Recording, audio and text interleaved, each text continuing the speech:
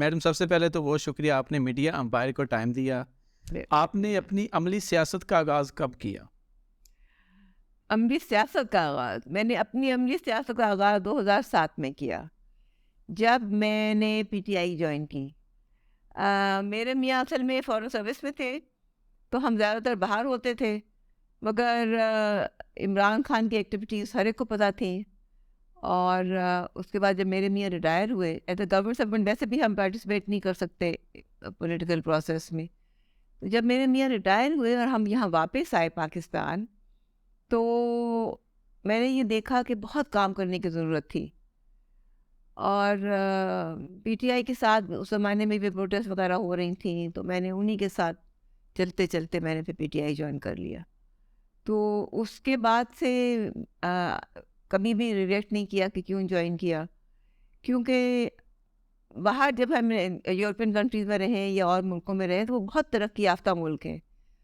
और वहाँ पे जो इंतज़ामात हैं, वहाँ पे जो रहना-सहना है, वो बहुत सिंपल है और हमसे बहुत बेहतर है। तो मैंने यही सोचा कि मैं यहाँ आके, जैसे कि यहाँ इस शहर की सफाई के लिए, गार्बेज पिकअप के लिए, सैनिटेशन के लिए, स्ट्रीट लाइट्स के लिए, पौधे लगाने के लिए, ग्रीनरी के लिए, क्लाइमेट चेंज में आपको पता है कितने चेंजेस आ रहे हैं। उसके लिए मुझे ये लगा कि मुझे कहीं न कहीं खड़े होके कुछ काम करना है अपने मुल्क के लिए। तो इसलिए पीटीआई में मैंने जॉइन किया और फिर होते-होते 2015 में मैंने लोकल बॉडी इलेक्शन में हिस्सा लिया। और इतना आसान नहीं था शुरू में, मगर एक औरत होने के नाते हमें फैसिलिटेट किया गया लोगों ने। हमारे पाकिस्तान में लोग बहुत अच्छे हैं, औरत का बहुत लिहाज और बहुत ख्याल करते हैं। तो उसकी वजह से अगर हम कैंपेन पे जाते थे, हम कहीं किसी घर में दरवाज़ा खटखटाते हैं, अगर आप देखें एक लड़के जा रहे हैं पीटीआई की टोपियाँ पहनी हुई है और घंटी बजा रहे हैं, तो लोग उनको अंदर नहीं आने देते, वेटीने से बात करते हैं। मगर हम जब जाते थे, हमने वो पीटीआई के मफलर रफ़ल दुपट्टे पहने होते थे, तो हमें वो वेलकम करते थे, बार बार बुलाते थे कि जी अंदर आ जाए, आप अंदर आके बैठ के बात करें। तो फिर हम जाते थे उनको, उनका तो इस तरह हमने सिर्फ ना एक दो वोटर के पूरे पूरे घर को हमने कन्वर्ट किया।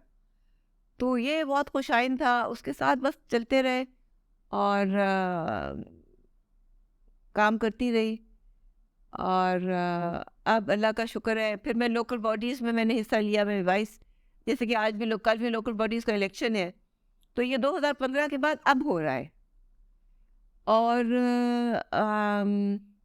इसमें अब खुशाइन ये है कि अब हम आपको जीत के दिखाएँगे, अब सब अवाम को, सब अपोज़िशन के पार्टीज़ को मैं ये कहना चाहती हूँ।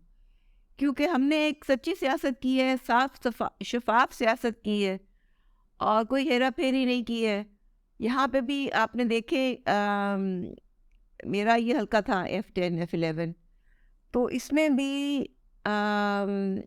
हमारी इतनी प्रेज़ेंस थी इस एरिया में, हमने इतना काम, मेरी पूरी टीम थी, हमने इतना काम करके दिखाया कि यहाँ पे हमारे 5 काउंसलर्स जो हैं वो अनअपोज़्ड इलेक्ट हो गए हैं। और मेरी जब सीट खाली हुई थी, जब मैं वाइस चेयरमैन से मैं सेनेटर बनी, तो जब मेरी सीट खाली हुई थी, उस पे भी हमारे सामने कोई कैंडिडेट नहीं था।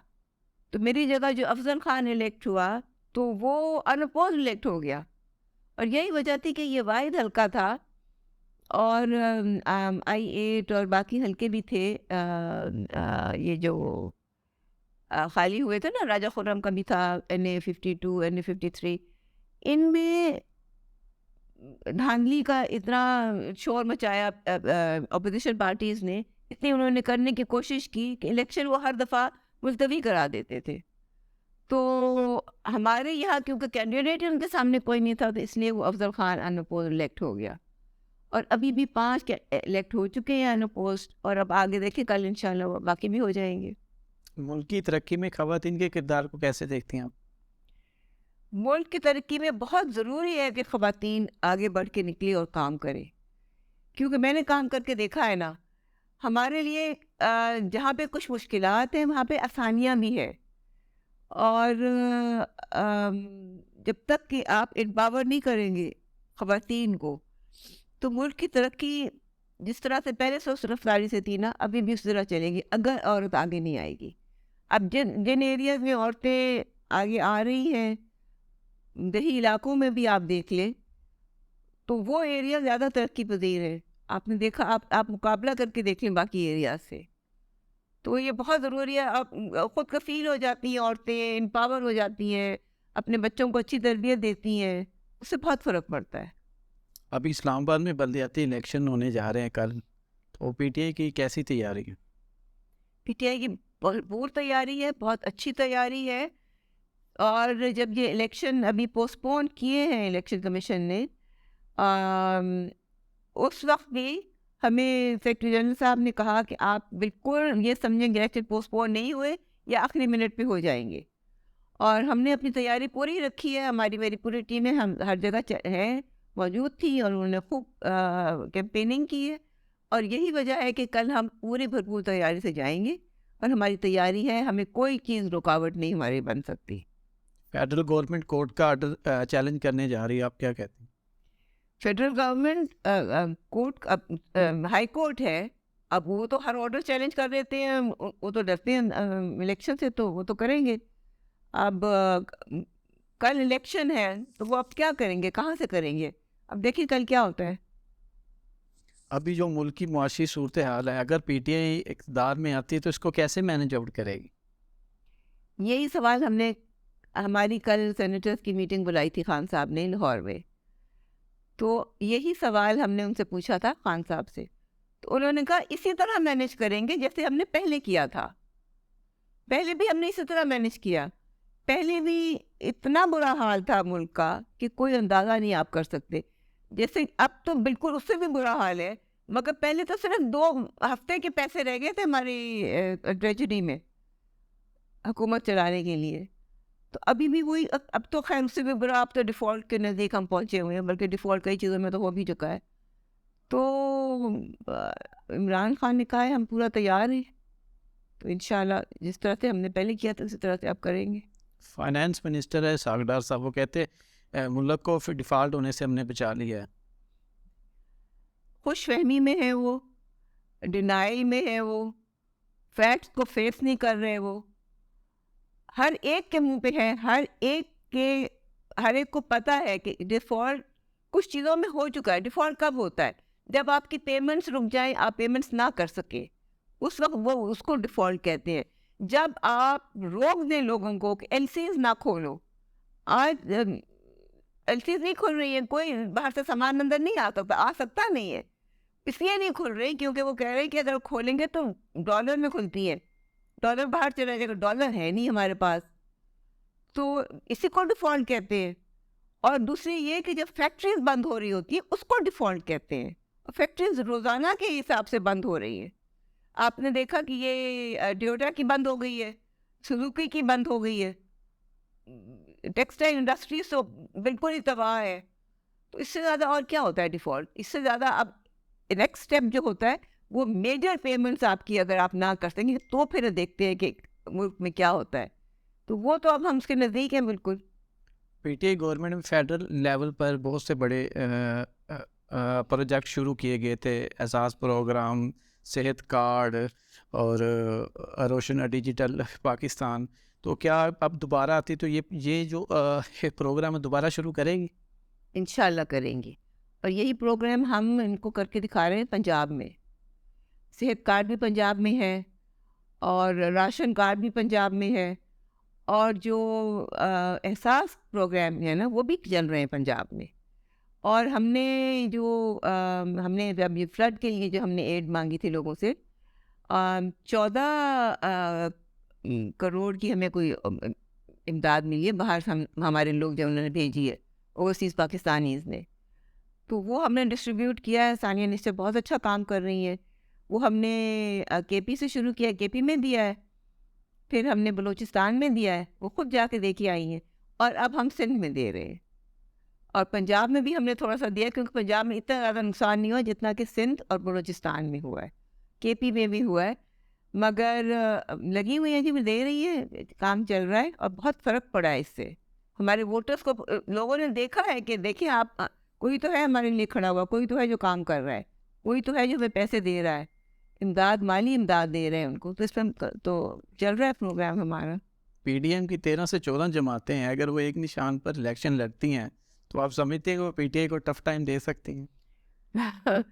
मैं कहती हूँ पीडीएम की 13-14 क्या, पीडीएम की 20 जमातें भी आ जाए ना, 25 भी आ जाए, कोई भी इस वक्त कोई भी पीटीआई को नहीं हरा सकता। हमारे काम, हमारी कारकर्दगी सबके सामने है। और इन्होंने तो डर के खान साहब पे हमला करा दिया, असैसिनेशन अटेम्प्ट करा दिया हमें रोकने के लिए। हमारी लॉन्ग मार्च आपने देखी थी। अब फिर यहाँ पे जो हमने जलसा हुआ है, इस्लामाबाद पिंडी में होना था मगर पिंडी में रह गया, क्योंकि जो हमारे इंटीरियर मिनिस्टर हैं उन्होंने कहा था कि मैं इनको भून दूंगा, ये आए तो सही। तो खान साहब का ये बहुत सही और अच्छा फैसला था कि खान साहब अपने लोगों को हम क्यों मरवाएं, हम यहाँ ही लॉन्ग मार्च हम पिंडी में कर लेते हैं, लॉन्ग मार्च जो पहुँचेगा। तो वो वहाँ पहुँचा और इतने ह्यूज क्राउड थे कि जितने अंदर थे उससे ज़्यादा बाहर थे। तो कोई कहते कोई 2.5 लाख अंदर थे, तो इसी तरह अगर बाहर थे तो कोई 5 लाख के लोग मौजूद थे वहाँ पे। तो अल्लाह का करम, इससे ज़्यादा हो सकते थे अगर ये और रुकावटें ना डालते। चेयरमैन पीटीआई इमरान खान की जानब से और तरीक़ इंसाफ की जानब से केपीआर पंजाब की असम्बली डिसॉल्व करने का कहा गया था, कब तक होंगी? अब ये तो खान साहब पे डिपेंड करता है कब तक होंगी। उन्होंने एक डेट दी हुई है, 1 हफ्ता दिया है, और उसमें ये हुआ है कि वोट ऑफ कॉन्फिडेंस लेना है जो सीएम पंजाब के हैं उन्होंने, तो वो लेंगे, उसके बाद दूसरे दिन असेंबली डिसॉल्व कर देंगे। अभी तक तो यही है। अगर आप सियासतदान ना होती तो क्या होती? मैं तो जी पहले भी हाउसवाइफ थी और मैं बच्चों को पढ़ाती थी। मेरे बच्चे स्कूल में जब जाते थे उस वक्त मैं पीटीआई में नहीं थी, छोटे थे मेरे बच्चे, तो बच्चे स्कूल भेज के मैं भी एक और टॉडलर्स अकेडमी थी, मैं वहाँ जाके बच्चों को पढ़ाया करती थी। तो या तो मैं टीचर होती या मैं कुछ और काम करती लोगों के फलाह के लिए। कोई एनजीओ होती मेरी, उसमें मैं फंड्स रेज करके लोगों को अभी भी जैसे हेल्प करते हैं। जैसे कोविड हुआ था तो उसमें मैंने लोगों के राशन दिए थे घर घर जाके। इसी तरह इसी किस्म के काम का मुझे शौक़ है, यही कर रही होती मैं। चूँकि आप जहांगीर तरीन साहब की सिस्टर हैं, तो भाई बहन का कोई बचपन का कोई ऐसा वाक़या शेयर करेंगी हमारे साथ? बहुत सारे वाक़यात हैं, मगर कोई ऐसा ख़ास वाक़या मुझे इस वक्त याद नहीं आ रहा। मगर बहन भाइयों के होते हैं इस तरह के, क्योंकि मेरा उनका बहुत कम एज डिफरेंस था, तो हम बहुत हमारे खेलते भी साथ ही थे हम। अगर हम रात को शाम को स्कूल से आके बाइसिकलिंग करते थे, अब छोटे छोटे 4-5 साल के हम होते थे, तो वो भी हम इकट्ठे करते थे। इस तरह के बहुत सारे बेशुमार वाक़यात हैं। जहांगीर तरीन साहब को गेम चेंजर कहा जाता है सियासत का, क्या वाकई वो गेम चेंजर है? गेम चेंजर तो उन्होंने बहुत हेल्प की थी पिछली हुकूमत में। तो अब थोड़ी सी सियासत से बाहर है, अब देखेंगे आइंदा क्या होता है। तो अल्लाह जिस तरफ ले जाए, मैं तो बहुत बिलीव करती हूँ कि अल्लाह के हाथ में आपकी बागडोर है। अल्लाह जहाँ पे आपको लेके जाएगा वहाँ ही आप जाएं, वहाँ ही काम करें, उसी में आपकी सक्सेस होती है। बात यह है कि आप नेक नीयती से काम करें, तो अल्लाह के हाथ में है जी, जहाँ भी ले जाए इंशाअल्लाह। खाने में आप क्या पसंद करती हैं? मैं क्या पसंद करती हूँ, मैं तो दाल चावल मुझे बहुत पसंद है। मुझे चिकन की कोई भी डिश हो वो पसंद है, हलीम बहुत पसंद है, और चाट वगैरह ये बहुत पसंद है। फिर मेरे बच्चों को, पहले मुझे शौक़ था बेकिंग का, मेरे बच्चों को, मेरी ग्रैंड चिल्ड्रन जो है उनको बहुत शौक़ है बेकिंग का, तो वो बहुत जब आते हैं तो बहुत अच्छी अच्छी चीज़ें बनाते हैं। कभी कोई केक बना लेते हैं, कभी कोई बिस्किट्स बना लेते हैं, तो अल्लाह का शुक्र है इसी तरह से। आपने दुनिया घूमी है, सबसे खूबसूरत जगह कौन सी लगी आपको? सबसे खूबसूरत जगह तो पाकिस्तान है, अपने मुल्क से बेहतर कोई नहीं है। मगर उसके बाद अगर आप कहें तो स्विट्ज़रलैंड बहुत खूबसूरत है, और जर्मनी में भी बहुत खूबसूरत इलाके हैं। और कल ही मैं याद कर रही थी जब बारिश हो रही थी कि टोक्यो में भी हम रहे हैं, जापान में। तो जापान की ठंड इतनी अच्छी मज़ेदार ठंड थी, क्योंकि टेम्परेचर कम होता था मगर गीला नहीं मौसम होता था, ब्राइट होता था, बड़ी क्रिस्प और ब्राइट, और बर्फ़ भी पड़ती थी तो धूप निकल आती थी। तो वो भी मौसम बहुत अच्छा था। और फिर हम बर्मा रहे हुए हैं, मलेशिया रहे हुए हैं, वो भी अल्लाह का शुक्र है बहुत अच्छे मुल्क है। मलेशिया तो बहुत अब तरक्की कर चुका है। उसके नक्शे कदम पे चलें, सिंगापुर पे के नक्शे कदम पे चलें तो हम बहुत तरक्की कर सकते हैं। आखिर में मीडिया एम्पायर के लिए मैसेज। मीडिया एम्पायर भी बहुत अच्छा काम कर रहा है। हाँ, और जब से आप शुरू हैं, आप लोग यंग लोग हैं, आपका फ्यूचर बहुत ब्राइट है। आपने सिर्फ मेहनत करें और लगन से काम करें तो आप कहीं भी पहुंच सकते हैं। वो कहते हैं ना कि चांद पे पहुंचने की कोशिश नहीं, सितारों पे पहुंचने की कोशिश करो। तो you have to aim high, कि अगर सितारों पे नहीं पहुंचेंगे तो चांद तक तो पहुंच ही जाएंगे इंशाल्लाह। तो अल्लाह आपको तरक्की दे, अल्लाह आपको इसमें और कामयाबी दे, और मेरी दुआएं आपके साथ हैं।